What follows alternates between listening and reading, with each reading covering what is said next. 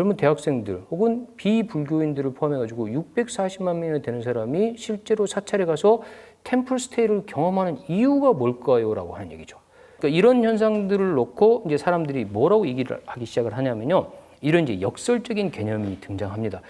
이 무종교의 종교라고 표현했는데요. 이제 많은 사람들이 뭐라고 대답하냐면요. I'm spiritual but not religious라고 표현합니다.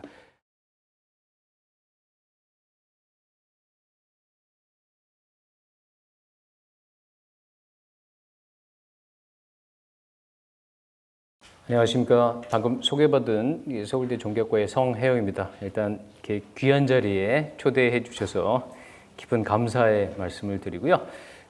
오늘 이제 말씀드릴 내용은 이 종교 이후의 종교, 내 안의 엑스터시를 찾아서라고 하는 최근 이제 불광 출판사에서 그 종교 문해력 시리즈라고 하는 이름으로 책을 이렇게 5권을 냈습니다. 그 중에 제가 이제 종교학자로서 그 21세기의 그 어떤 새로운 종교와 관련된 그 말씀에 대한 내용을 이렇게 이제 정리한 책인데요. 그 책에 나와 있는 내용을 중심으로 말씀을 이제 드리도록 하겠습니다. 일단 이제 제목이 이제 종교 이후의 종교 그리고 내 안의 엑스터시를 찾아서라고 하는 약간 이제 낯선 제목입니다. 그래서 이런 제목을 가지고 제가 크게 6가지를 얘기해 보려고 합니다. 첫 번째는 인간과 종교 그리고 종교학이라고 하는 제목으로 아주 개괄적인 내용을 다루고요. 인간 참으로 복잡한 존재입니다. 이 원숭이부터 컴퓨터를 만들고 이 컴퓨터를 활용해서 사용할 수 있는 요즘은 뭐 AI까지 만드니까 놀라운 지성과 동물적 본성을 함께 가지고 있는 존재가 인간이라고 하는 그 대단히 복잡한 존재인데요. 특히나 인간의 복잡성을 드러내는 대표적인 현상이 종교입니다. 종교.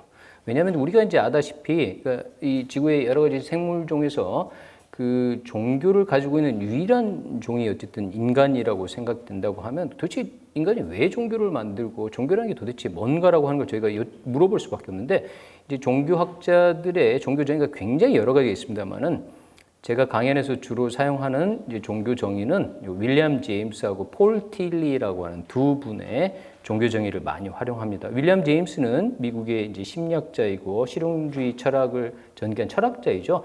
윌리엄 제임스는 종교라고 하는 건 기본적으로 인간이, 그러니까 육체를 가지고 있는 인간이 그 눈에 보이지 않는 세계하고 개인적인 관계를 맺는데 그 관계에 대한 이야기가 종교라고 얘기를 했고요. 폴 틸리라고 하는 독일 출신의 신학자는 인간이 살아가면서 물을 수밖에 없는 궁극적 관심이 종교라고 했습니다. 뭐 어떤 게 궁극적 관심일까요? 인간이라는 존재가 왜 태어났고, 왜 살고 있고, 왜 죽고, 죽음 다음에 어떻게 되고, 그 다음에 이제 이 모든 걸 이 총괄해서 도대체 이 존재하고 있는 모든 것이 왜 비존재가 아니고 존재인가라고 하는 질문에 관해서는 어쨌든 인간이 만들어낸 여러 가지 문화 영역 중에서 유일하게 종교만이 여기 이제 답변을 하려고 하는 거죠. 어쨌든 이게 종교라고 하는 거가 인간이 굉장히 불교를 포함해서 기독교, 동서양의 여러 문화나 문명이 다양한 종교를 가지고 있다는 사실은 명확하지 않습니까? 그런데 이 종교를 연구하는 종교학이라고 하는 학문은요, 종교가 이렇게 굉장히 오래된 거에 비하면 종교학은 그렇게 오래된 학문 분야가 아닙니다. 이제 막스 밀러라고 하는 종교학의 아버지라고도 불리는 이제 독일 출신인데 나중에 영국에서 주로 가르치고 영국에서 살았는데요. 이 막스 밀러가 한 유명한 얘기는 하나만 알면 아무것도 모른다라는 얘기입니다. 이 얘기는 이제 서양 사람들이 동양 종교, 뭐 힌두교를 포함해서 불교 같은 여러 동양 종교를 마주치게 되면서 이게 드디어 그때 처음으로 종교를 비교하는 관점에서 이게 도대체 인간이 왜 종교를 만들어내고 이 종교 현상의 의미가 무엇인지를 본격적으로 물어보게 되는 최초의 시대가 그러니까 소위 말해서 근대 이후에 서양 사람들이 동양 종교를 접하면서 만들어졌습니다. 이게 이제 종교학인 거고요.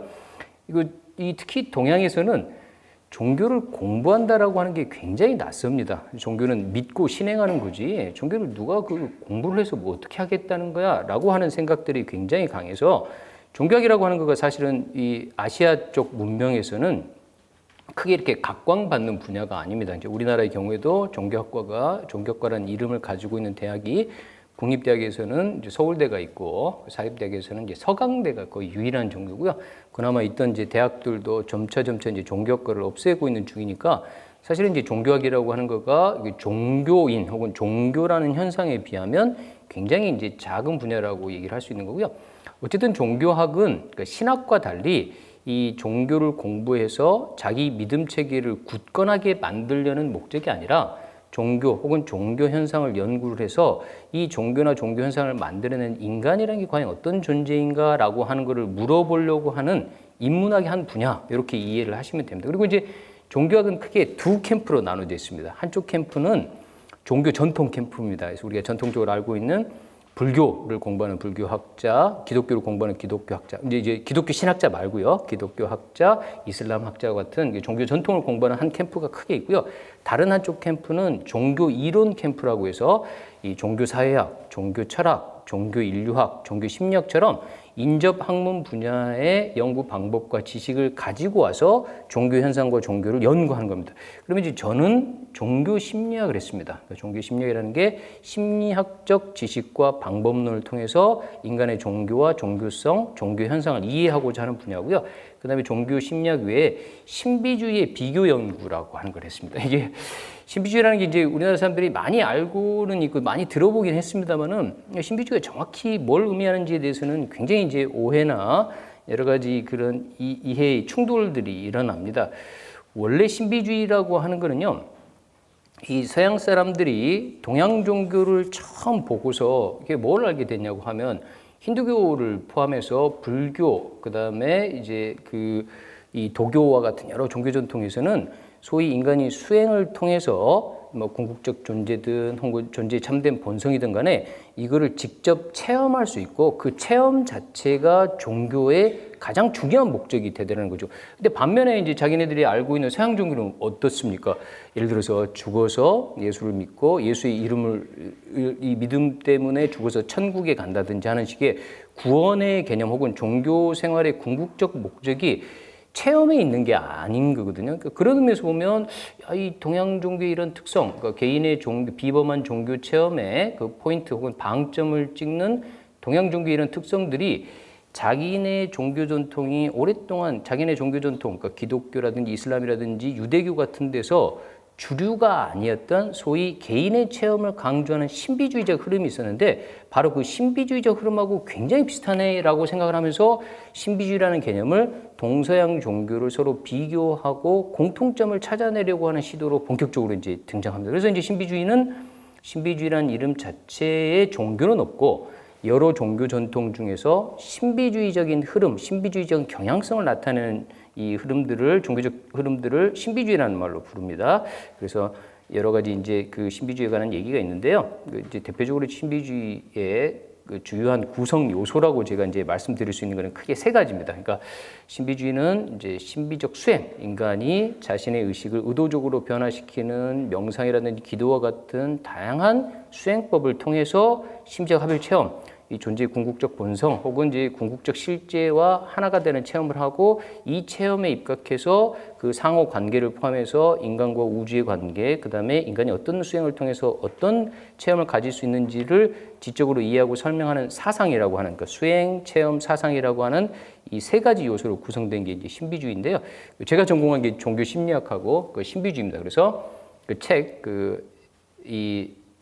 내 안의 엑스터시를 찾아서라고 하는 책은 제가 전공한 이 종교 심리학과 신비주의의 관점에서 종교 이후의 종교를 다룬다. 이렇게 이제 보시면 될 것 같습니다. 그래서 이거 대충 인간과 종교 그리고 종교학에 관해서 이제 설명을 드렸고요.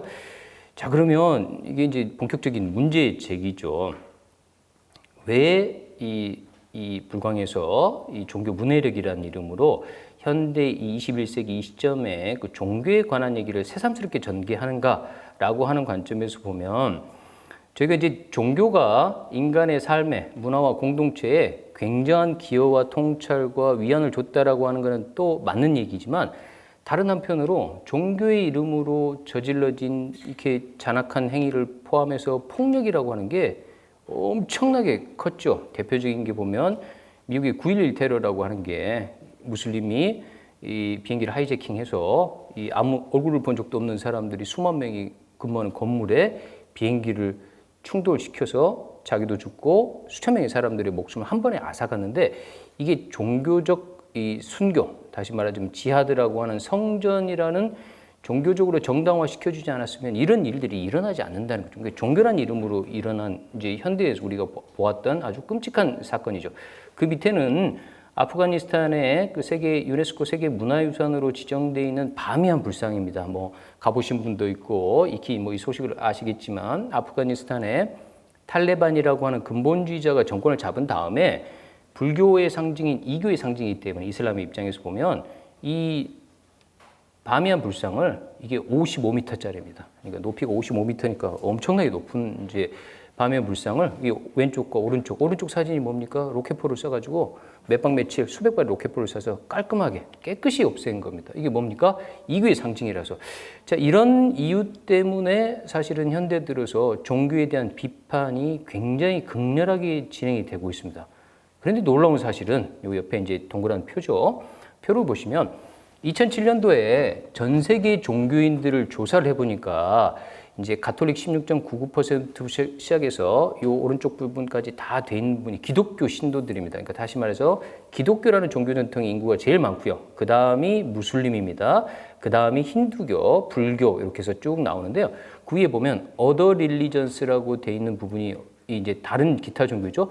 그 다음에 이제 중요한 대목이 두 개입니다. non-religious하고 atheist요. non-religious는 종교가 없는 사람입니다. 무종교인이 2007년에 전 세계 인구 중에 11%입니다. 그 다음에 에이티스트는요, 이게 이제 무신론자라고 부를 만한 사람들이죠. 그러니까 무신론자들이 2%에 가까이 된다는 얘기죠. 그러니까 그런 의미에서 보면 거의 한 13%에서 4% 되는 비율이 2007년에 이제 무종교인이었다는 얘기를 들 수 있습니다. 자, 그러면 이게 이제 종교의 이름으로 여러 가지 부정적인 사건이 있어서 인간이 종교에 대해서 비판적인 입장을 취하면서 무종교인들이 이렇게 많이 늘어난다고 주장을 하지만 여전히 전체 세계 인구의 11% 넘게 그 종교를 가지고 있다는 이유는요. 종교에 대한 강력한 비판에도 불구하고 종교가 주는 종교만의 위안이 분명하게 있었습니다. 이 이제 종교만의 위안을 몇 가지로 이제 정리를 해 보도록 하겠습니다. 첫 번째는 그 종교는 삶의 궁극적인 의문에 해답을 줍니다. 처음에 말씀드린 거죠. 그러니까 삶의 궁극적인 의문, 왜 태어났는지, 왜 죽는지, 죽은 다음에 어떻게 되는지, 이 존재하는 모든 것이 무엇인지에 관해서는 유일하게 여전히 종교만이 답을 하려고 합니다. 지금은 이제 현대의학이 발달해서 대부분의 사람들이 병원에서 임종을 맞이하지만 의사 선생님들이 임종을 맞이하는 환자나 환자 가족에게 이분이 약도 잘 드시고 주사도 잘 맞고 하니까 그 돌아가시면 천국 가시겠어요. 그러니까 환자와 환자 가족 여러분 전혀 걱정하실 필요가 없어요. 라고 얘기하도록 돼 있지 않습니다. 그렇죠? 그 철저하게 종교적으로 중립적인 태도를 취해야 되는데 유일하게 종교만이 죽음 이후의 그 삶의 혹은 죽음 이후의 세계에 대해서 얘기한다라고 하는 거고요. 그래서 종교를 받아들이는 사람의 입장에서는 여전히 종교가 굉장히 자기 세계관의 핵심을 차지하는 거죠.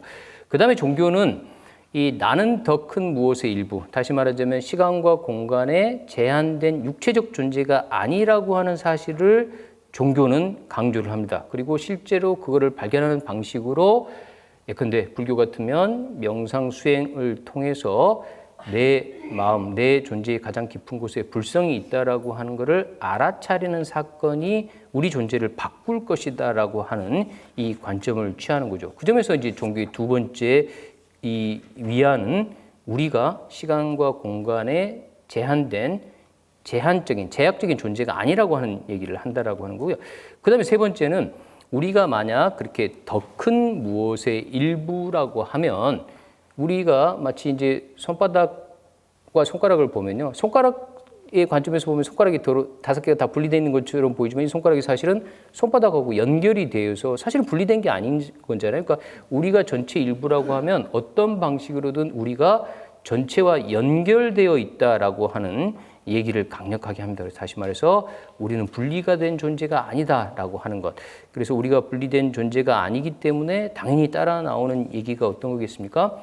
서로가 서로를 존중하고 뭐죠?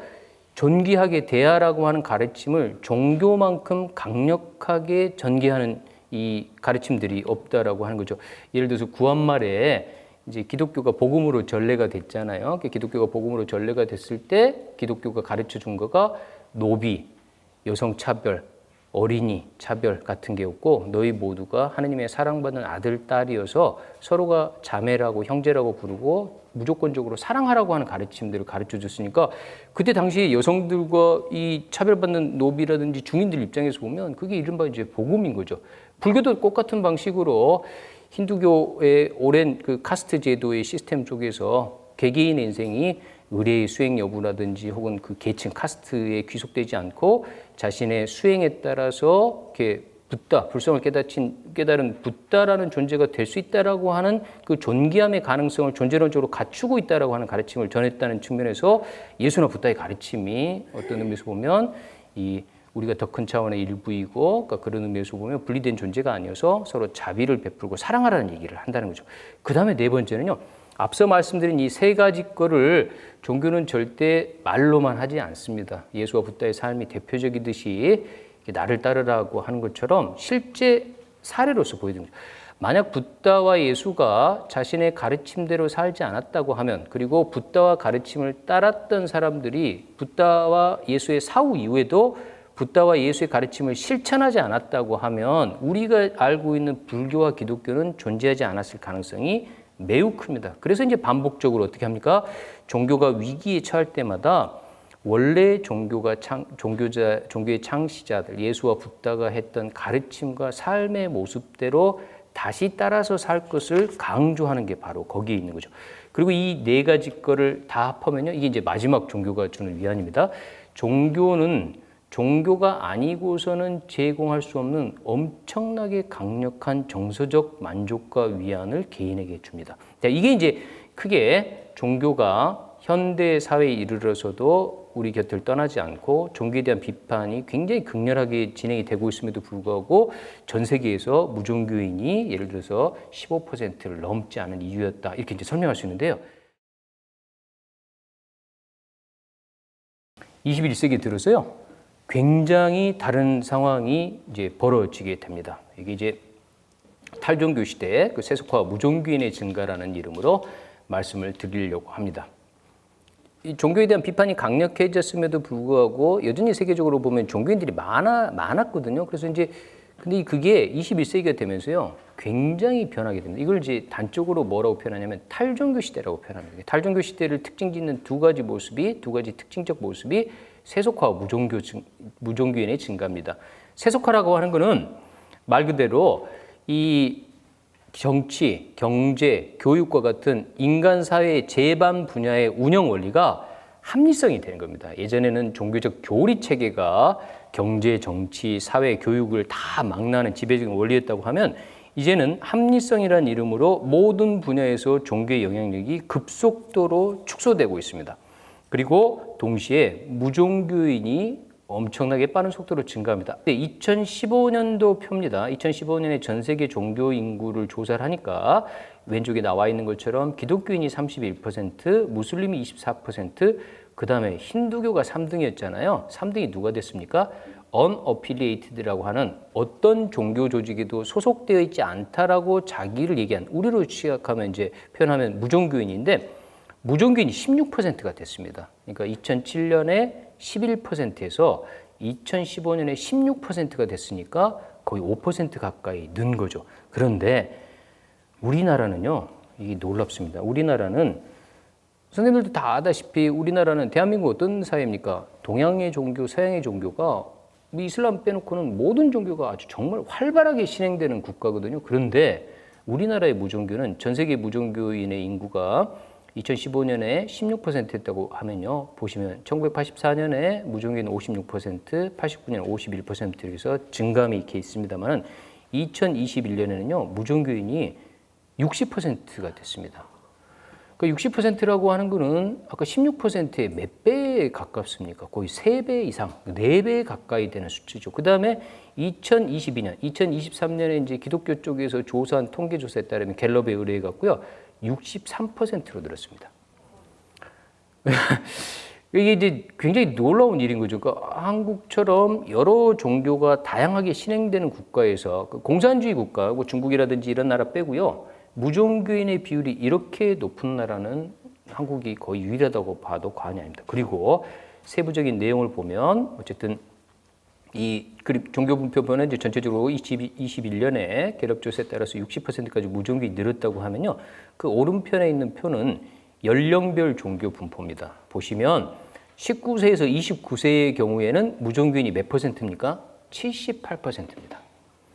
이거는 이제 10명 중에 8명이 10대, 20대는 종교를 안 가지고 있다는 얘기니까 연령이 낮아질수록 종교인의 비율이 급속도로 늘어가고 있다는 거죠. 왜냐? 60대 이상은 무종교인 몇 %입니까? 41%죠. 그러니까 거의 10대, 20대는 60대 이상보다 2배 가까이 무종교인이 많다는 뜻이거든요. 그 다음에 이 또 이제 이 세부적인 그 지표를 살펴보면요. 이 무종교인이 종교를 믿지 않는 이유도 변했습니다. 예전에 97년, 2004년 조사를 보시면 이게 무종교인 종교를 믿지 않는 이유로 크게 이제 세 가지를 고릅니다. 첫 번째, 관심이 없어서. 두 번째, 종교에 대한 불신과 실망으로. 세 번째, 정신적, 시간적 여유가 없어서.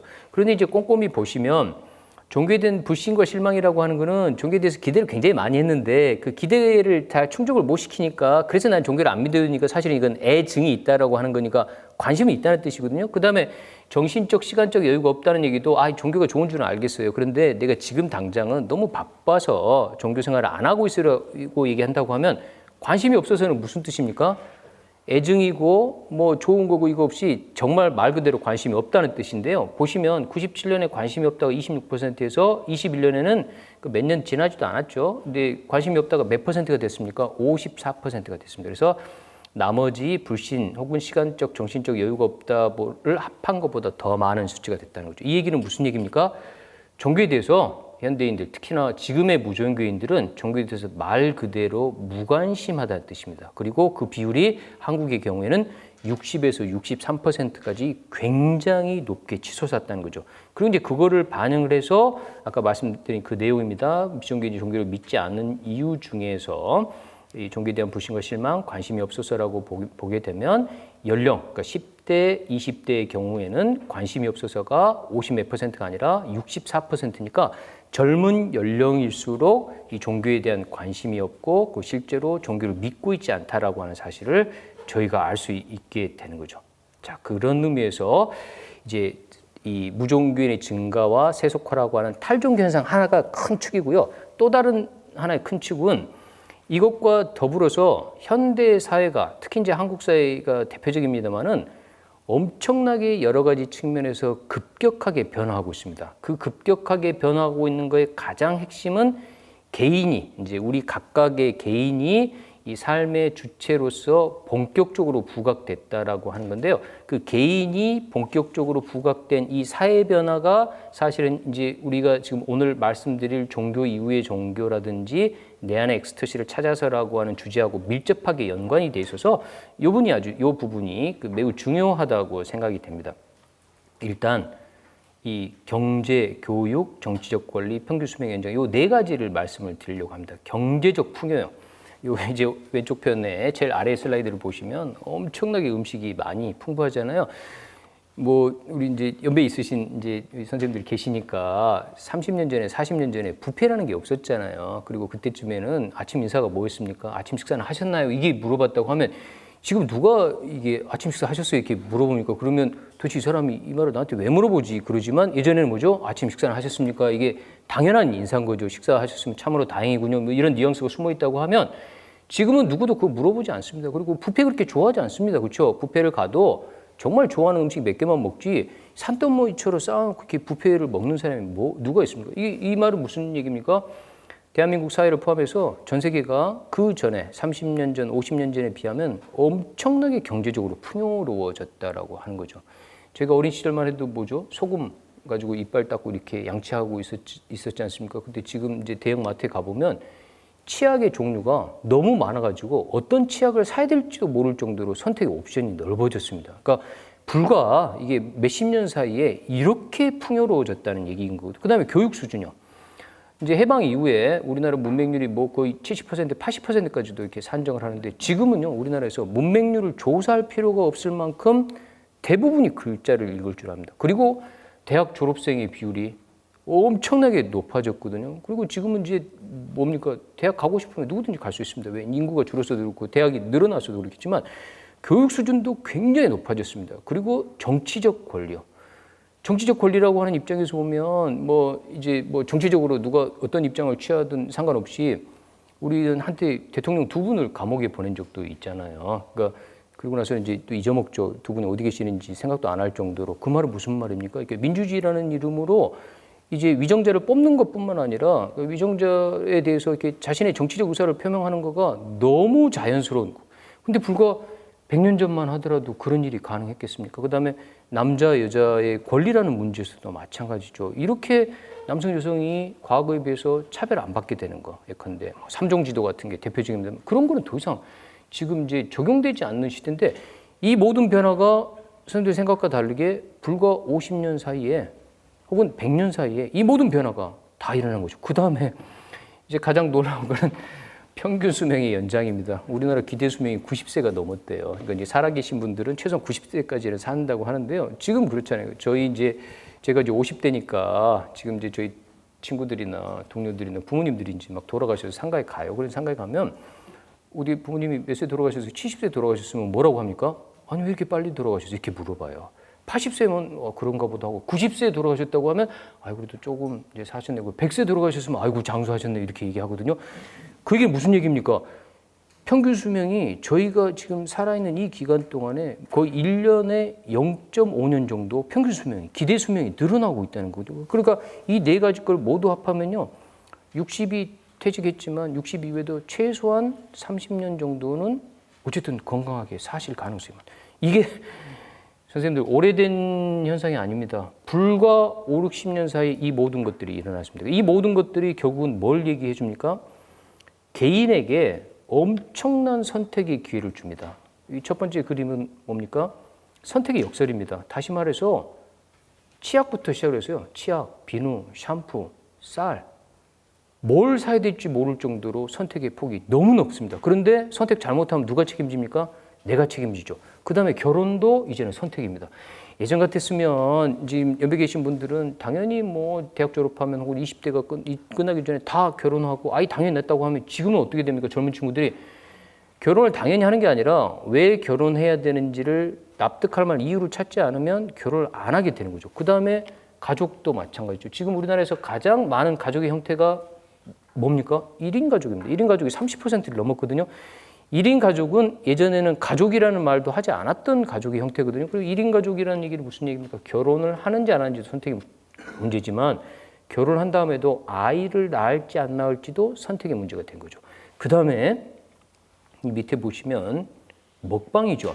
그러니까 이 한 자리에 앉아서 라면 20개를 먹을 수 있는 게 직업이 되리라고 누가 생각을 했겠습니까? 그런데 라면 한 자리에 앉아서 20개를 먹거나 햄버거를 20개, 30개를 먹으면 이게 수백만 명이 보고 그걸 가지고 직업이 된 거죠. 다시 말하자면 결혼, 아이를 낳는지 안 낳는지, 그다음에 어떤 직업을 선택하는지부터 모든 게 선택의 대상이 됐습니다. 뭐 종교는 말할 필요도 없는 거죠.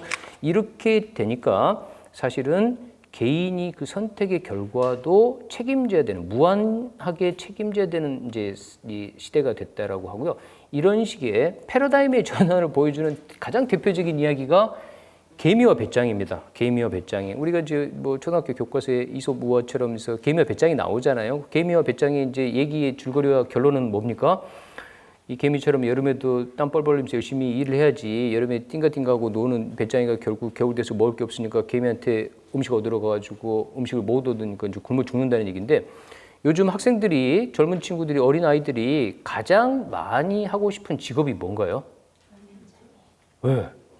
그렇죠. 유튜브 크리에이터부터 시작해가지고 엔터테인먼트입니다. 이거는 개미에 가깝습니까? 배짱에 가깝습니까? 배짱이죠. 이제 기타 치고 딩가딩가하고 엔터테이닝 하는 거를 누구든지 다 하고 싶어하죠. 그러니까 지금 이거를 뭐 개미처럼 벽돌을 묵묵히 쌓는다라고 하는 게 직업의 패러다임이 바뀌면서 이게 패러다임이 변했다는 얘기죠. 그래서 이 모든 것들을 압축적으로 얘기해 주는 게요. 결국 21세기에는 예전과 달리 성별, 인종, 그다음에 지역, 출신 이런 것과 무관하게 내가 내 삶의 의미를 직접 찾고 그거를 직접 구현해서 내 삶을 꾸려나갈 수 있는 인류 역사의 최초의 시대가 된 거죠. 그리고 그거를 개인과 공동체가 그 부분을 적극적으로 지원해 줍니다. 무슨 이름으로? 행복 추구권이라는 이름으로 해요. 그렇죠. 지금은 여자니까 안 돼. 그다음에 예를 들어서 인종이 뭐니까 안 돼. 그다음에 너가 교육을 못 받았으니까 안 돼. 이런 게 없는 거죠. 그러니까 그런 의미에서 보면 완전히 새로운 시대가 됐는데 인류 역사에서 이렇게 개인이 큰 자유를 누리고 큰 자유에 대한 책임을 지는 시대는 이 시대가 사실 선생님들 유일합니다. 유일하다고 봐도 과언이 아닙니다. 그리고 대한민국 더더욱 그러죠. 자, 그래서 이제 그 후유증이 개인이 모든 걸 책임을 지는데 그 개인이 모든 거를 자유도 누리고 그 결과도 책임을 무한히 져야 된다는 것 자체가 보시는 것처럼 엄청나게 힘들고 피곤한 일입니다. 그래서 특히나 한국 사회의 경우에는 이루 말할 수 없이 급격하게 발전하고 변화했기 때문에 이 변화와 발전이라고 하는 관점에서 인류 역사의 어떤 공동체나 국가도 이런 것들을 경험해 본 적이 없습니다. 그래서 급격한 변화와 발전이 개인의 엄청난 자유도 부여했지만 동시에 뭐죠? 개인에게 이루 말할 수 없는 심리적 고통과 불안과 불확실성을 제공하고 있다는 거죠. 그게 이제 종교와 연관시켜서 말씀드릴 수 있겠습니다. 엑스터시와 정체성의 확장이라고 합니다. 자, 사람들이 이제 종교학자들한테 인간들은 왜 종교를 만드나요? 종교의 도대체 왜 종교의 원천과 근거는 뭔가라고 물어보면 크게 종교의 원천을 이렇게 세 가지로 얘기합니다. 일단 인간이 죽음에 대한 공포, 미래에 대한 불확실성으로부터 위안, 심리적 위안을 받기 위해서 종교를 만들어냈다. 그다음에 두 번째, 요거는요.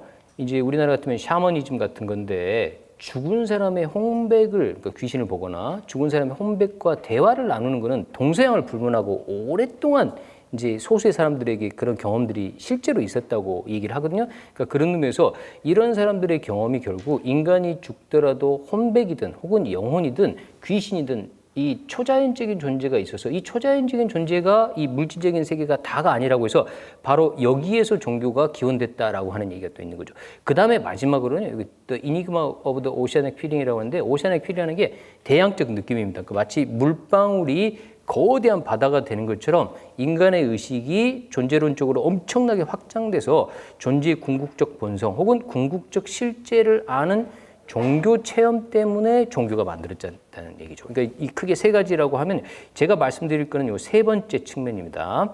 인간이 자기보다 더 큰 차원과 접속하거나 더 큰 차원으로 확장이 의식이 돼서 이런 자기 정체성의 확장이 종교와 밀접한 연관을 맺게 되는 거예요. 요거를 이제 엑스터시라고 부릅니다. 엑스터시라는 말은 원래 무슨 뜻이냐면요.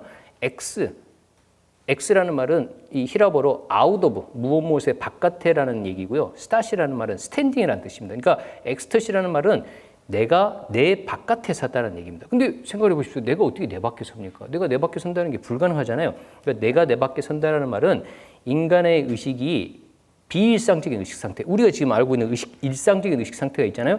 일상적이지 않은 비일상적인 의식 상태가 돼서 자기 자신과 존재에 대한 더 넓은 인식을 주게 되는 체험, 그리고 그 체험이 작은 나를 잊어먹게 만들고 동시에 엄청난 기쁨을 줍니다. 그래서 엑스터시라는 말은 우리나라 말로 망하경, 나를 잊어버리는 경지, 그 다음에 황홀경, 엄청난 기쁨이 수반되는 경지라고 얘기하는데 바로 이 엑스터시가 종교의 존립 혹은 종교의 원천으로서 중요하다라고 얘기하는 거가 이제 여기 보시면 그죠? 동남아시아에서 그 스리랑카 같은 데죠. 불교 이 축제 때 어떻게 합니까? 불타는 석탄을 입에 집어넣는 겁니다. 그러니까 비일상적 의식 상태에서 뜨거운 거, 그 보신 적 혹시 있는지 모르겠습니다. 뭐 이렇게 벌겋게 이 달궈진 이게 석탄 위를 사람이 이제 엑스터시 상태에 빠져가지고 이렇게 걸어가는 것부터 시작을 해가지고, 그러니까 사실은 엑스터시 상태에 빠지게 되면 신체적 고통을 못 느끼는 거죠. 황홀경 상태. 그 옆에도 이제 엑스터시의 경험인 거고요. 사실은 종교사에는 이런 방식으로 비일상적 의식 상태로 가서 자기 자신과 존재의 더 큰 차원에 대한 인식을 얻게 되는 사건이나 체험에 관한 얘기가 계속 지속적으로 등장합니다. 대표적으로 가톨릭 종교 전통에 이 스페인의 이 성녀고 수녀인데요. 아빌라의 테레사라고 하는 분이 있는데 이게 그 유명한 베르니니의 이 조각입니다. 이 천사가 창으로 이 아빌라의 테레사의 가슴을 꿰뚫습니다. 근데 이 종교적 엑스터시에 빠져서 신을 만나는 장면입니다. 이 아빌라의 테레사이고요. 실제로 이분은 이 여성 교회 박사로 이렇게 이 기독교 가톨릭 역사에서 최초로 추서된 분이니까 여성 교회 박사라고 하는 건요. 가톨릭이 신학 발전에 엄청난 영향을 미쳤다고 하는 분에게 주어지는 이 칭호인데 이분의 이제 책들이 이렇게 번역이 돼서 우리나라에 나와 있습니다. 이 얘기는 이 가톨릭 종교 전통에서 비록 수녀였지만 이 가톨릭의 신학 혹은 가톨릭의 영성을 이 폭발적으로 발전시키고 깊은 영향을 준데 이렇게 중요한 인물이었다는 얘기고요. 특히 앞에 이제 제가 초반기에 그 종교학의 세부 전공 중에서 제 전공이 하나가 종교 심리학이고 하나가 신비주의라고 얘기했잖아요. 바로 이 신비주의라고 하는 거가 신비 수행을 통해서 인간이 비일상적 의식 상태로 가게 되고 그 상태에서 신비적 하별 체험이라고 하는 엑스터시의 경험을 한 다음에 그러니까 그 체험이 주는 통찰에 따라서 신비 사상을 펼친다고 하면 이 가톨릭의 신비주의자인 아빌라이 데레사가 대표적으로 그 가톨릭 신비주의 이인 거고요. 그다음에 우리 혹시 뭐 터키나 이슬람 쪽 가보신 분이 있으시다고 하면 터키에 가면 이 룸이라고 하는 이 이슬람 신비주의자들의 그 신을 만나는 춤입니다. 홀링 더비시라고 하는 이렇게 남자들로 구성되어 있지만 이렇게 치마를 입고 제자리에서 빙글빙글 돌면서 이 원을 이렇게 그리는 겁니다. 이게 의식의 변형 상태가 올 때까지 굉장히 동적인 형태의 명상이죠. 이런 것도 이런 이 동적인 춤을 통해서 인간의 일상적인 의식 상태를 의도적으로 변화시키고 그걸 통해 가지고 뭐죠? 엑스터시 상태에 가는 겁니다. 그리고 엑스터시 상태에서 나와 존재의 더 큰 차원을 직접적으로 경험하죠. 망화경과 황홀경의 상태로 들어가는 건데 사실은 이제 종교가 이거를 지향을 한다라고 하는 거죠. 그리고 이제 대표적으로 이 수은 체제우라고 하는 동학의 창시자죠. 동학의 창시자의 경우에도 이 시천주, 자기 내면에 모시고 있는 천주와 하나가 된 그 천주가 그래서 그 수은에게 내 마음이 곧 네 마음이다. 그러니까 너의 마음과 나의 마음이 동일하다라고 하는 가르침. 그러니까 두 마음이 둘이 아니고 하나다라고 하는 얘기를 가르쳐 주는데요. 그 가르침의 기초에서 모든 인간은 자기 내면에 하늘님을 모시고 있기 때문에 존귀하고 그리고 하늘님을 모시고 있는 다른 인간들을 하늘님처럼 공경하라고 해서 소위 사인여천이라고 하는 가르침을 얘기를 하고 이 사인여천의 가르침을 이 삶 속에서 직접 실현시키는 과정에서 동학 농민혁명도 일어나고 그래서 수많은 동학 교도들이 목숨을 잃게 되죠. 사실은 종교적 평등주의를 어떤 의미에서 보면 실천하려다가 이렇게 목숨을 잃게 된 경우인데요. 그러니까 이런 사례들은 사실은 모든 종교 전통에서 발견이 됩니다. 그러니까 이 얘기는 결국 인간이라고 하는 존재가 육체를 가지고 있는 이 물질을 구성되어 있는 육체적 존재이지만 이 왼쪽 그림에 보면 서양의 그림이죠. 인간이 이렇게 손과 머리를 저쪽 하늘, 이 천상의 세계를 향하고 있다는 거죠. 인간이 이 두 세계에 얽혀 끼어 있는 존재죠. 중간적인 존재인데 인간이 이 두 세계를 자기를 통해서 통합을 하라고 하는 거죠. 이걸 이제 유교식 용어로 표현하면 뭐라고 합니까? 천인합일이라고 하죠. 천지인합이라고 천인합이라고 표현하는데 오른쪽에 있는 글자 무자라고 하는 글자죠. 무자라고 하는 글자는 하늘이라고 하는 윗작대기하고 땅이라고 하는 거하고 천하고 지가 인간에 의해서 연결이 되는데 어떨 때요? 이 소매가 나풀거릴 때, 다시 말하자면 비일상적인 의식 상태에 인간이 들어가게 되면 하늘과 땅이 인간을 통해서 결합이 된다라고 하는 거죠. 이거는 아까 말씀드린 것처럼 인간이 지금까지 자신을 정의했던 고정불변의 자기 정체성을 뛰어넘는 바깥으로 벗어나는 엑스터시 경험을 통해서 과거의 자신이 인지하지 못했던 존재, 자기 정체성의 확장을 이루게 되고 이렇게 확장된 전체성의 인식을 통해서 더 큰 자기 정체성을 발견해가는 과정. 이게 이제 사실은 엑스터시라고 말할 수 있는 거죠. 자, 그리고 이제 다음에 보시면요. 그래서 아까 그 신비주의를 말씀을 드렸습니다만은 신비주의에서 그 수행이라고 하는 그러니까 신비 수행이라고 하는 거는 결국은 자기 자신의 정체성을 더 확장시키는 여러 가지 분야의 시도들인데 크게 이렇게 세 가지 분야로 나눌 수 있습니다. 지성적 수행, 윤리적 수행, 명상 수행이라고 하는 이름으로요. 그러니까 지성적 수행이라고 하는 거는 이제 지적으로 우리가 학문하고 공부를 하는 거죠. 우리 대학에 가면 뭘 합니까? 더 큰 학문을 배우는 거잖아요. 더 큰 학문을 배워서 나, 세계, 역사, 그다음에 존재하고 있는 이 물질적인 세계를 포함해가지고 여기에 대한 더 큰 인식을 내 머릿속에서 구현을 하는 게 이제 지성적 수행인 거고요. 그다음에 윤리적인 수행은 뭡니까? 나와 타인이 두 개의 존재가 별개의 존재가 아니라 더 큰 차원에서 처음에 말씀드린 것 더 큰 차원에서 일부이기 때문에 서로가 서로에게 무조건적인 사랑을 베푸는 것을 윤리적인 실천을 통해서 베풀고 자선하고 사랑하고 자비를 베풀 때 나와 타인의 관계가 사라지고 더 큰 전체성을 이루게 된다. 그 다음에 이제 명상 수행이 말 그대로 기도를 포함해가지고 전 세계 종교 전통이 의도적으로 자신의 마음 상태를 변화시켜서 자신 속에 있는 더 깊은 존재의 차원들을 발견하게 만든다라고. 이게 이제 명상수행이라고 하면 보면 이 세 가지 지적인 수행, 유리적 수행, 명상수행이 종교 전통이 공통적으로 강조하는 거고, 힐압 철학에서는 이거를 이제 진선미라고 하는 별도의 가치로 얘기를 하는 거고요. 그다음에 불교가 대표적으로 개정의 사막이라는 게 개가 유리적 수행이고 정이 선정, 명상 수행이고 해가 지성적 수행이라고 하면 요 세 가지 분야를 균형 잡힌 방식으로 잘 하라라고 하는 얘기죠. 요 대목을 우리 선생님들이 잘 기억을 해 두시길 바라겠습니다. 왜 이제 뒷부분에 이제 5번째 챕터인데요. 여기서 한국 사회의 한국 사회의 새로운 이제 어쨌든 종교성의 출현이라고 하는 걸 이제 본격적으로 말씀을 드리겠습니다. 자, 그럼 이제 저희가 지금까지 얘기했던 거를 정리를 해보면 어쨌든 이 종교가 21세기 들어서 특히 대한민국 사회가 대표적입니다만 급격한 사회 발전, 변화, 세속화, 무종교인의 증가 같은 걸로 인해서 탈종교 현상이 굉장히 발생하고 있다라고 하는 걸 큰 축으로 말씀을 드렸고, 동시에 그럼에도 불구하고 종교라고 하는 것은 엑스터시라고 하는 인간이 자기 정체성을 확장하는 경험을 중심으로 이렇게 발전해온 면면의 흐름들이 있었다라고 하는 그 큰 두 가지를요, 이번에 이제 결합을 해보려고 합니다. 이게 5번째 한국 사회와 새로운 종교성의 출현입니다.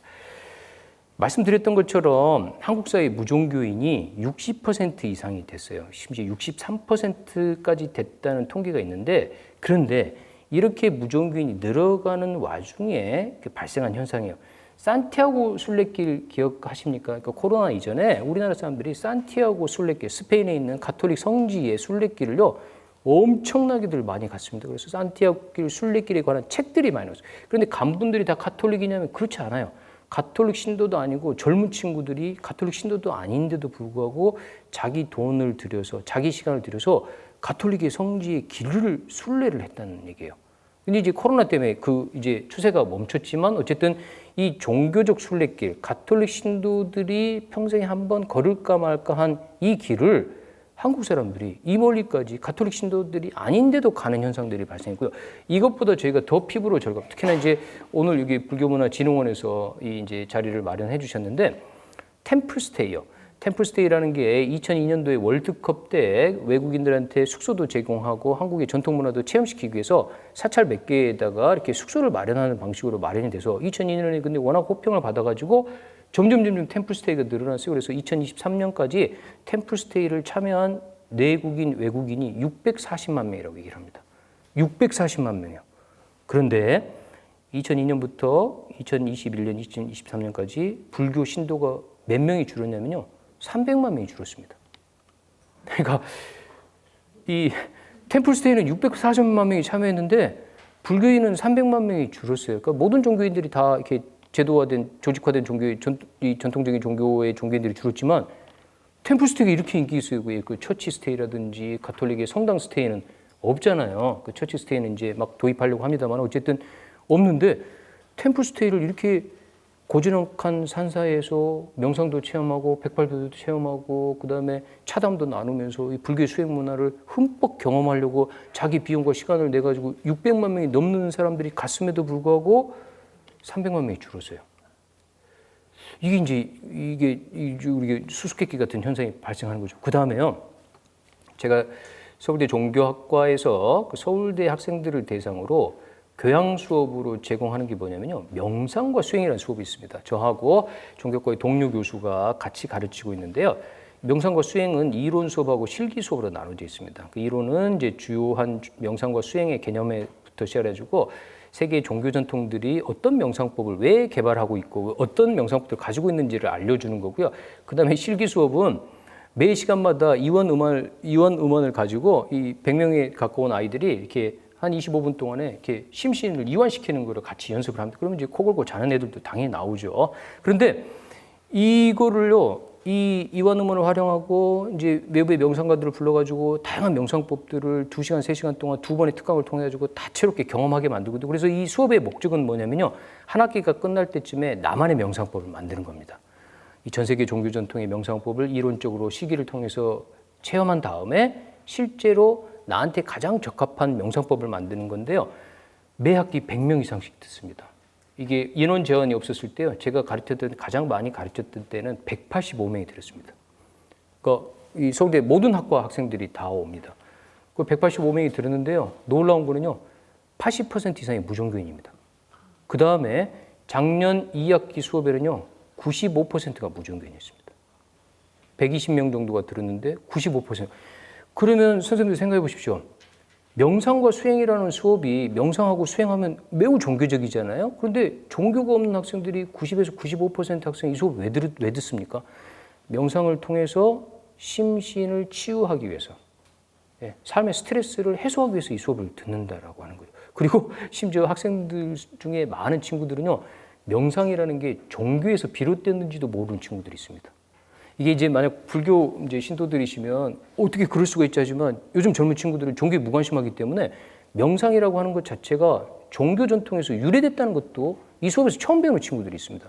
자, 그런데도 불구하고 이렇게 해마다 숫자가 늘어가는 이유는 이 종교적인 믿음 체계를 갖지 않더라도 이 나만의 명상법을 개발한 이 수업 전체가 학생들한테 실제로 도움을 주고, 그다음에 학생들이 하는 이제 굉장히 고무적인 얘기 중에 하나는 뭐냐면요, 이 수업을 통해서 종교라는 게 이렇게 죽어서 천국 가거나 내 한 몸 잘 먹고 잘 사는 게 아니라 뭔가 내 존재의 더 깊은 차원을 직접 발견하는 거가 종교에서 굉장히 강조했군요. 그다음에 그걸 위해서 명상과 같은 방법을 만들었군요라고 하는 걸 처음 알게 되면서 종교에 대해서 관심이 처음 생겼다고 얘기를 하는 거죠.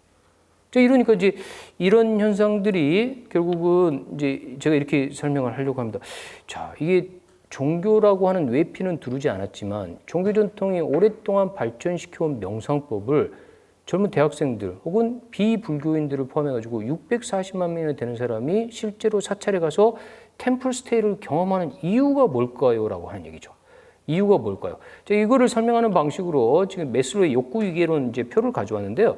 메슬로라는 사람이 이제 이런 얘기를 하잖아요. 인간의 욕구라고 하는 게 하이어라키, 이제 하이어라키 오브 니즈. 그러니까 인간의 욕구라는 게 이 위계가 있다라고 하는 거예요. 제일 먼저 인간들이 뭐죠?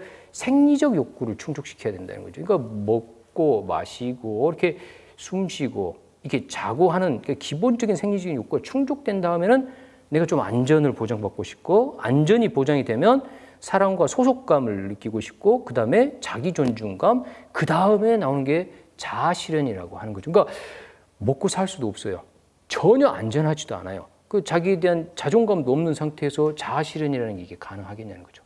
그러니까 다시 말하자면 인류 역사를 놓고 보면요, 이 생리적 욕구, 그러니까 먹고 마시는 거를 충족시키기, 그러니까 공동체의 대부분이 충족시키는데 이렇게 많은 시간이 걸린 거죠. 그게 충족이 되고 나니까 안전. 지금 우리가 뭐 일본이 우리나라 쳐들으라고 물론 이제 북한하고 같이 있어서 그 부분은 좀 염려가 됩니다만은, 일본 사람들이 임진왜란처럼 쳐들어가지고 우리를 뭐 이렇게 노비로 잡아오고 이런 거 걱정 별로 안 하시잖아요. 그러니까 그런 일 잘 없을 거라고 생각하는데, 그런 의미에서 보면 안전의 욕구도, 그 다음에 이제 나오는 게 자연스럽게 서로 사랑하고 내가 어디에 소속되고 싶고, 그 다음에 자기 존중감, 자아 존중감이라고 하는 게 이제 요즘 이제 급격하게 이제 이 주된 과제가 되면서 자아 실현의 욕구가 생깁니다. 다시 말하자면 내가 직접 찾은 삶의 의미에 따라서 내 삶을 꾸리고 내 삶의 모습을 만들고자 하는 욕구가 지금, 예전에는 소수의 사람에게나 가능했죠. 경제적으로 풍요하고 계층, 특정한 성별, 그 다음에 특정한 인종에게나, 그러니까 전체로 치면 뭐 10% 혹은 5%나 간신히 가능했던 게 지금은 뭐죠? 어쨌든 공동체의 대다수가 자아 실현을 하라고 하는 거죠. 근데 메슬로우가 했던 재밌는 얘기가 뭐냐면요, 이 자아 실현의 가장 꼭대기에는 뭐가 있냐고 얘기를 했다고 하면 자아 초월의 욕구가 있다는 거죠. 인간이 자기 자신의 삶의 의미를 발견하고 이것들을 실현하려고 하면 마치 이 작은 자아를 넘어서서 더 큰 자아의 초월적인 차원을 발전시키려고 하는 자아 초월의 욕구가 있다고. 이 자아 초월의 욕구를 실현한 사람이 자기가 볼 때는 예수, 붓다, 노자, 플라톤처럼 우리가 알고 있던 종교의 성인들이라든지 철인들이야말로 인간이라고 하는 작은 자기 정체성의 규정을 넘어서서 더 큰 차원에서 절정 경험, 산 꼭대기에 올라가서 이 존재와 우주 전체를 바라보고 조망하게 되는 그 경험을 한 사람들. 그래서 여기 보시면 메슬로우 책이죠. Religions, Values and Peak Experience라는 책에서 자아 초월의 욕구, 그 다음에 자아 초월을 실현한 사람들에 대한 얘기가 나오는 거죠. 자, 이 말씀을 왜 드리겠습니까? 지금 21세기 대한민국에 무종교인이 많아졌지만 아까 말씀처럼 현대사회가 개인에게 압도적인 선택의 자유를 부여하면서 동시에 뭐죠? 그 압도적인 선택의 자유가 부과하는 급격한 변화와 스트레스, 불확실성 때문에 인간이 그 어느 때보다 심리적으로 취약해지기도 했습니다만은 이 자유가 부여된 상황에서 인간들이 뭘 하고 싶어 합니까? 남이 주는 게 아니라 자기가 직접 자기 삶의 의미를 어떻게 해요? 표피적인 차원에서 찾고 싶은 게 아니라 더 깊은 차원까지 발견하고 싶은 게 내가 진짜 누군지. 그래서 산티아고 순례길을 수백 킬로를 발에 피가 날 때까지 혼자 걷는 이유가 뭡니까? 이 길을 걸으면서 내가 누군지를 진심으로 성찰하고 발견하고 싶은 거죠. 템플스테이 왜 갑니까? 불교인이 되기 위해서가 아니라 불교의 사찰이라고 하는 공간이 제공해 주는 거에서 불교의 명상법을 통해서 어떻게 됩니까? 자신의 존재의 더 깊은 삶의 의미를 찾고서 그것들을 구현. 근데 그 깊은 삶의 의미는 사실은 메슬로우가 얘기한 것처럼 자아 초월의 단계까지 가 있다라고 하는 거죠. 이렇게 보면 그러니까 이런 현상들을 놓고 이제 사람들이 뭐라고 얘기를 하기 시작을 하냐면요. 이런 이제 역설적인 개념이 등장합니다. 이 무종교의 종교라고 표현했는데요. 그러니까 그 제 책 제목이 종교 이후의 종교잖아요. 그러면 앞에 종교는 뭐고 뒤에 종교는 뭡니까? 앞에 종교하고 뒤에 종교가 똑같으면 종교 이후의 종교가 말이 안 되잖아요. 그다음에 여기 이제 영어로 된 표현이 뭐죠? Religion of no religion입니다. 종교는 종교인데 어떤 종교입니까? No religion의 religion이라는 얘기예요. 종교가 아닌 종교라는 얘기죠. 그다음에 이 우리 최준식 선생님 책인데 종교를 넘어선 종교예요. 종교를 넘어선 종교는 뭡니까? 그러니까 이제 앞에 종교는 사실은 우리가 익히 알았던 제도화되고 조직화된 전통적인 종교라고 보면 뒤의 종교는 이제 개인의 욕구나 영적 열망이 중심이 돼서 직접 자기 삶의 의미를 찾으려는, 그러니까 종교 조직에 대한 소속 여부가 그렇게 중요하지 않게 되는, 그렇지만 내가 나보다 더 큰 차원과의 관계를 확인하고 그걸 회복함으로써 작은 자기 정체성을 초월하고 더 깊은 삶의 의미를 찾으려는 시도들을 또다시 종교라고 표현한 거죠. 그런데 이거를 좀 더 정확하게 표현한 게 여기 나오는 얘기입니다. 이제 미국 사람들한테 당신 종교적이에요? Are you religious라고 물어보면 이제 많은 사람들이 뭐라고 대답하냐면요. I'm spiritual but not religious라고 표현합니다. 나는 종교적이지는 않고요. 영적이에요라고 표현하는 거예요. 그러면 종교성과 영성이 달라지는 거죠. 종교성과 영성. 그러니까 종교성은 뭡니까? 전통적인 방식의 제도화된 종교 속에서 구현되는 나의 더 깊은 차원, 더 궁극적인 차원과의 관계 회복의 노력이라고 하면 영성이라고 하는 거예요. 스피리추얼리티라고 하는 거는 제도화된 전통적인 조직화된 종교의 교리책이라든지 그 조직에 묶이지 않고 개인이 주체가 돼서 요 가운데 그림이죠. 영성이라는 게 뭡니까? Be part of something bigger than yourself. 내 자신보다 더 큰 어떤 차원의 부분이 되는 그 관계를 회복하는 것을 이제 영성이라는 말로 표현하기 시작해요. 그러니까 앞서 얘기한 그 산티아고 순례길을 포함해가지고 그 템플스테이, 그 다음에 그 명상과 수행 수업 같은 경우도 지금 당장의 심지어 고통들을 위안받고 싶어하는 의미도 있지만 사실 그 이면에는 더 깊은 의미, 다시 말하자면 내 자신의 더 깊은 차원 혹은 존재의 더 깊은 차원, 더 큰 차원과의 관계를 내가 직접 확인하고 그 관계를 회복함으로써 존재의 온전성을 찾으려고 하는, 예전에는 제도 종교가 당연히 독점하고 있었던 영역에게 종교의 영역을 벗어나서 이게 구현되기 시작해요. 그게 이제 우리나라가 대표적인 거죠. 60%가 무종교인인데 이런 현상들이 바로 이 부분은요. 그러니까 이 굉장히 그 진지한 방식으로 받아들이는. 그러니까 지금 젊은 세대들은요. 저희를 포함해서 아까 말씀처럼 종교에 대해서 무관심하기 때문에 제도 종교에 소속되는 멤버십 자체가 전혀 중요하지 않습니다. 제 수업에 이제 이 수업마다 이렇게 자기소개를 학생들한테 제일 첫 시간에 시키거든요. 그러면 종교학과 수업이니까 종교가 뭐고 이렇게 이런 걸 자기소개를 하라고 하면요. 어느 해는 어떤 학생이 그러더라고요. 올해는 저희가 기독교인입니다. 이렇게 얘기해요. 그러니까 올해는 저희가 기독교인입니다. 그러니까 기독교인도 이제 뭐 성당 다닌다는 뜻이었어요. 그런데 올해는 이라는 말도 이상하고 저희라는 말도 이상하잖아요. 그게 무슨 뜻이야? 그러니까 자기 가족들이요. 1년마다 한 번씩 종교를 바꾼다는 거예요. 종교를 순례를 하는 거예요. 그래서 올해는 이제 가톨릭으로서 세례를 받으려고 성당을 다니고 있다는 거예요. 그 전에는 뭐 교회를 다녔고 내년에는 이제 절에 가겠다는 거예요. 이게 그 대한민국에서 가능한 거고 종교가 선택의 문제가 된 거예요. 근데 이분들은 어떤 면에서 보면 내가 중심이 되고 내가 중심이 된 상태에서 그 새로운 형태의 종교성을 이렇게 구현하는 거에 전혀 구애받지 않는다라고 하는 거죠. 한때 그런 조사도 있었어요. 예전에 그 가톨릭 신도가 한참 늘고 이제 개신교인들이 줄어드니까 이제 개신교 쪽에서 통계 조사를 했어요. 그 이제 인터뷰 같은 걸 해서 이 개신교에서 가톨릭으로 이 개종한 분들을 조사를 해보니까 그 어떤 얘기가 나왔냐고 하면 목사님들이 이제 그 조사 결과를 보고 약간 이제 놀라셨다는 거예요. 그 놀란 이유가 이 개신교에서 가톨릭으로 개종한 분들이 개신교나 가톨릭이나 다 같은 기독교라고 생각하더라는 거예요. 다 같은 기독교에서 얼마 가는 거에 전혀 부담을 안 느끼셨다는 거예요. 근데 이제 목사님들 생각할 때는 이 개신교하고 이 가톨릭은 다른 종교인데 어떻게 개신교 신도들이 가톨릭하고 이 개신교를 한 기독교로 바라보는지 이거가 너무 놀랍다라고 이제 얘기를 하셨다고 하더라고요. 그래서 저는 그걸 보고 또 놀랐죠. 그러니까 이제 그런 의미에서 보면 올해는 저희가 가톨릭입니다. 이 친구들 보면 더 놀라는 거죠. 이 가족들을 보면. 그러니까 이게 지금 21세기 대한민국의 종교 지형에서 일어나는 현상. 자, 이제 이 모든 것들의 이제 결론입니다. 종교 이후의 종교. 과연 이제 아까 이것도 역설적인 표현입니다. 앞의 종교는 제도화되고 조직화된 우리가 익히 알고 있던 전통적인 종교고요. 그 다음에 이후의 종교. 이런 종교, 이후의 종교. 그러니까 무종교인을 중심으로 새롭게 등장하는 종교성의 표출 혹은 영성의 표출이라고 하는 관점에서 보면 제가 볼 때 몇 가지 특징이 있다고 하는 첫 번째, 개인의 힐링과 치유입니다. 개인의 힐링과 치유라고 하는 거가 이제 이렇게 사람들이 뭐 이 깨달음을 얻거나 혹은 죽어서 천국 가거나 혹은 이제 뭐 신과 하나가 되거나 이런 식의 이제 종교가 전통적으로 지향했던 굉장히 큰 목적이 종교 생활의 목적이 되는 게 아니라 지금 내 심신을 힐링하고 치유하는 실질적인 목적이 이 21세기의 개인에게 특히 이제 무종교인을 중심으로 굉장히 강력하게 일어나고 있는 이 현상이 피할 수 없을 거라고 하는 얘기인 거죠. 그 다음에 두 번째는요.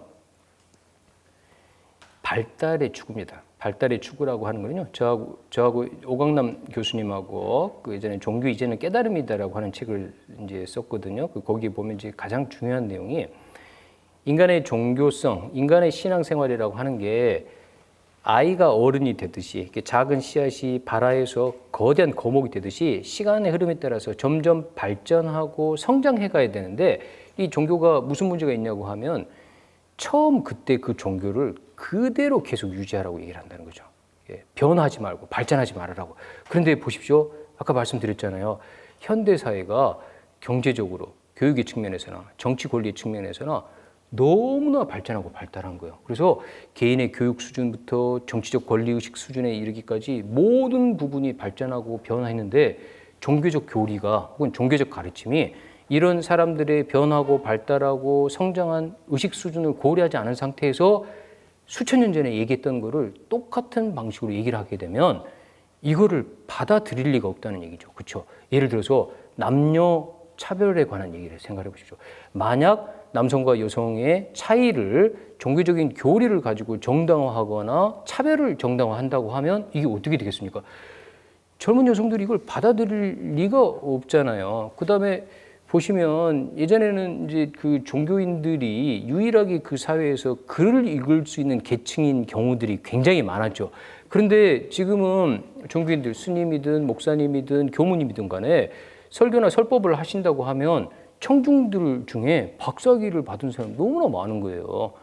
그러면 뭘 설교를 하고 뭘 설법을 하셔야 되는 거죠. 그래서 자기 전공 분야가 아닌데 잘못 얘기를 하시면 예전에는 사람들이 다 글자도 잘 못 읽고 했기 때문에 종교인들이 하는 얘기를 그대로 다 들었다고 하면 지금은 그런 시대가 아니라고 하는 거죠. 그래서 발달의 추구라고 하는 거는 개인의 신앙이 이 표층적인 레벨, 다시 말해 어린아이 신앙에서 어른의 신앙으로 점점 더 세계관, 경험, 지식이 쌓임에 따라서 변하고 발전해야 되는데 이게 이제 종교가 변화, 발전을 수용하지 못하게 되면 이게 이제 심각한 문제를 만들어낼 것이고 그리고 사실은 이 현대사회의 종교의 많은 부분들이 특히 이제 근본주의적 종교라고 우리가 많이 표현하는데요. 현대사회가 너무나 발전하니까 사람들이 다 불확실성을 어떻게 감당할 수가 없어요. 이 불확실성을 감당할 수 없으니까 이 불확실성을 회피하는 방식으로 종교적 교리의 몇몇 중요한 원칙을 있는 그대로 충실하게 믿기만 하면 모든 삶의 문제가 해결된다는 게 이게 근본주의 원리주의인데요. 이 근본주의 원리주의가 우리 생각에는 아주 오래전에 등장했을 것 같지만 언제 등장했어요? 근대, 현대 사회에서 현대인들이 자신의 자유 혹은 불확실성이 주는 책임을 견디지 못해서 이 근본주의적 원리주의적 태도가 다시 등장하는 거죠. 그러니까 그런 의미에서 보면 이 발달이라고 하는 것, 변화를 인정한다는 게 매우 중요한 것, 특히 제도화되고 조직화된 종교 역시도 소위 종교 이후의 종교를 얘기한다고 하면 이 부분을 고려하지 않으면 정말 큰 위기에 맞을 거라고 생각하고, 그다음에 이제 세 번째가 이게 이제 처음에 말씀드린 그 수행 중에 세 가지 분야 얘기했잖아요. 그 지성적 수행, 윤리적 수행, 명상 수행 얘기했는데요. 지성적 수행은 이미 교육기관으로 다 넘어갔습니다. 네? 종교 단체에 교육받으러 오는 분은 없잖아요. 다 대학에 가고 박사학위 받고 이렇게 하니까 이 세속적인 교육 시스템이 종교의 교육적 기능을 다 양도받았죠. 그 다음에 윤리적 측면, 법률을 포함해 갖고 사회 규범이라고 하는 게 그 이슬람 국가 몇몇을 제외하고는 종교법이라는 게 더 이상 의미가 없죠. 그러니까 한국 사회는 철저하게 세속화된 법률 체계, 규범 체계를 갖고 있는 곳이기 때문에 윤리적 규범으로서의 종교적 역할도 세속화된 영역으로 다 넘어갔습니다. 마지막으로 종교가 남은 게 그 명상 수행이라고 하는 존재에 대한 직관적인 통찰을 얻는 부분인데 이 부분도 어떻게 됐습니까? 세속화되고 있습니다. 아까 말씀처럼 명상과 수행이라고 하는 수업 자체가 대학에서 열리고 템플스테이라는 게 열렸지만 이 템플스테이를 갔다 온 사람들이 불교인이 되려고 하지 않고 라고 하는 것 자체가 명상 수행 자체도 종교의 영역으로부터 벗어났다는 거죠. 자, 그러면 이게 이 바람직하고 불가피한, 그러니까 불가피한 현상이긴 하지만 이런 현상이 바람직하냐라고 물어봤을 때 꼭 그렇지 않다는 거죠. 개인이 주체가 돼서 명상 수행을 통하고 자신의 심신을 힐링하는 방식으로 뭐라고 표현하죠? 이 세 가지 영역을 적절하게 균형 잡고 통합시키지 못하게 되면 문제가 생깁니다. 그 대표적인 게 이제 균형 잃은 종교 체험이라고 했는데요. 이 세 가지 거. 명상 수행과 지성적 수행과 윤리적 수행 중에 명상 수행만이 일방적으로 강조돼서 놀랍고 비범한 종교적인 체험, 엑스터시 체험이 있다고 하더라도 이게 윤리적으로 지성적으로 이 보완받지 않으면 이게 묵탄한다 같은 사람입니다. 힌두교에서 엄청난 구루, 깨달은 스승으로 추앙받고 미국에 넘어가가지고 이렇게 뭐 미성년자 성추행부터 시작해가지고 온갖 나쁜 일을 다 했어요. 나중에 심장마비로 돌아갔는데 어쨌든 이분. 그 다음에 초감 트룽파라고 하는 그 티베트 불교 승려였다가 나중에 이제 이렇게 미국, 영국에서 이렇게 엄청난 그 크레이지 위스덤, 미친 지혜라고 표현하는 정말 와일드한 방식의 이제 가르침을 동양적 종교를 가르쳤는데 이제 여기서도 뭐 신도와의 그런 연문을 포함해가지고 온갖 스캔들이 일어납니다. 이 사람의 후계자는 에이즈에 걸린 상태에서 에이즈 걸린 거를 숨기고 그 남자 신도, 여자 신도들하고 이렇게 관계로 에이즈로 옮겨주기까지. 그러니까 이게 어떻게 종교라는 이름으로 다시 말해서 그 깨달음 체험이든 뭐든 이렇게 높은 수준의 종교적 체험을 했던 사람이 이렇게 이 반윤리적이거나 반지성적인 행동을 하냐는 얘기죠. 그 다음에 이제 그 유명한 우리나라에서도 한때 굉장히 인기가 있었지만 라지니 씨가 그 롤스로이스를 타고 이 오레곤에 자기 공동체를 이렇게 하는 거예요. 이 미국의 젊은 친구들, 그러니까 오레곤이라고 하는 곳에 여기 이제 자기네 신앙 공동체를 만드는데 여기서도 뭐 안에 온갖 스캔들이 이제 이 넷플릭스에 다큐멘터리도 있습니다만은 그 라지니 씨의 교단에서 일어났던 폭행, 그 다음에 이제 그 신도들이 자기 부모들한테 뭐 교통사고가 났어요. 무식해서 돈 받아가지고 교단에 바치는 거. 그 다음에 이 교단에서 이 지역사회의 영향력을, 정치적인 영향력을 행사하려고 그 우물에다가 독극물을 풀어요. 이 독극물을 푸는 거가 미국 본토에서 일어난 최초의 화생방 테러라고 기록됩니다. 그래서 결국 이제 라지니 씨가 이렇게 재판에 넘겨지기 직전에 이제 미국을 이렇게 강제로 퇴출되고 나중에 인도로 이렇게 돌아가게 되는 건데 이게 결국은 뭡니까? 인간의 이 명상 수행 혹은 비범한 종교 체험이 윤리적 지성적 측면하고 균형 잡지 않게 되면 생기는 문제. 그다음에 여러분들 보십시오. 윤리적 측면이 과도하게 강조되면 뭐가 됩니까? 율법주의가 됩니다. 경직된 율법주의가 되는 거고요. 그다음에 지성만이 유일하게 강조되고 나머지 분야가 이렇게 도외시 되게 되면 아주 싸늘한 형태의 지적 종교가 되는 거죠. 그러니까 결국은 이 종교라고 하는 게 이 세 분야가 균형을 잡으면서도 골고루 발전해야 되는데 이거를 사실은 이제 불교 종교 전통이 뭐라고 얘기했습니까? 개정해 사막이라는 말로 이 세 가지 분야가 각기 고유한 영역이 있지만 이 세 분야가 고루 통합적으로 발전된다라고 하는 거를 수천 년의 이 경험을 통해서 이게 지혜로서 알려줬다고 하면 지금은 어떻게 된 거죠? 사람들이 이게 제도화된 조직화된 종교로 떠나게 되면서 이 예전에 겪었던 시행착오를 다시 겪게 되는 현상들이 발생할. 그러니까 이 신종교와 관련해 가지고 여러 가지 스캔들이 생기는 이유가 그거를 되풀이하는 겁니다. 그러니까 종교 지도자에 대한 과대한 기대부터 시작해가지고, 그러니까 이 문제가 사실은 종교 이후의 종교에서 제도화되고 조직화된 종교가 이 과제들을 명확하게 인지하고 그런 의미에서 사회적 기여를 해야 된다는 말씀을 드리고 싶었던 거고요. 특히 한국 사회에서요. 한국 사회에는 자살률 OECD 국가 중 1등이잖아요. 부동의 1위입니다. 부동의 1위라고 하는 것은 한국 사회가 너무너무 힘든 사회라고요. 살기가 힘든다고 그러죠. 사회적 갈등이라고 하는 게 모든 분야에서 극단적인 형태로 일어납니다. 이럴 때 종교가 아까 말씀드렸던 것처럼 우리가 분리된 존재가 아니고 무조건적인 사랑과 자비를 베풀어 가지고 우리의 삶 자체를 더 낫게 만들어야 된다는 걸 종교보다 더 앞장서서 주장하는 게 없는데, 그러면 종교가 제 역할을 회복해야지 한국 사회가, 더군다나 우리나라 같으면 한두 개 종교가 있는 게 아니잖아요. 전 세계 모든 종교가 골고루 실행되고 있다고 하면 종교가 제대로 된 사회적 역할을 회복을 해야지 60%의 무종교인을 포함해가지고 한국 사회 전체가 더 살만한 곳으로 된다는 거죠. 이 뒤에 보시면 천국으로 가는 길이죠. 이 우리나라 사진입니다. 이게 제가 합성한 사진이 아니고 이 원작자를 알 수가 없어요. 그래서 천국으로, 여기 뒤에 김밥 천국 있을 거라고 제가 맨날 농담하는데 그렇지는 않고요. 이 천국으로 가는 길 여기 위에 이 보시면 자동차도 소나타니까 우리나라 실제로 그린 거죠. 그러니까 이제 우리나라 사람들이 사실은 종교심이 세계 어느 나라 사람 못지않게 강렬한 사람이죠. 사실은 천국이 뭘까요? 천국이 뭘까라고 물어봤을 때 천국이라고 하는 거는 개인과 공동체가 고통받지 않고 행복한 거죠. 이게 이제 종교가 목적으로 하는 이상향을 가장 명확하게 표현한 단어라고 보면 이 천국에 대해서 기독교도 그렇고 불교도 그렇고 같은 말을 합니다. 뭐라고 얘기합니까? 기독교도 착한 사마리아인 비유를 얘기하잖아요. 교리에 대한 믿음 체계, 올바른 교리를 갖고 있느냐 안 갖고 있느냐가 중요한 게 아니라 자기 주변에 도움이 필요한 사람을 직접 돕는 게 중요하다고 얘기를 하는 거고, 불교도 뭐죠? 선불교 15도의 가장 마지막 그림이 어떤 거죠?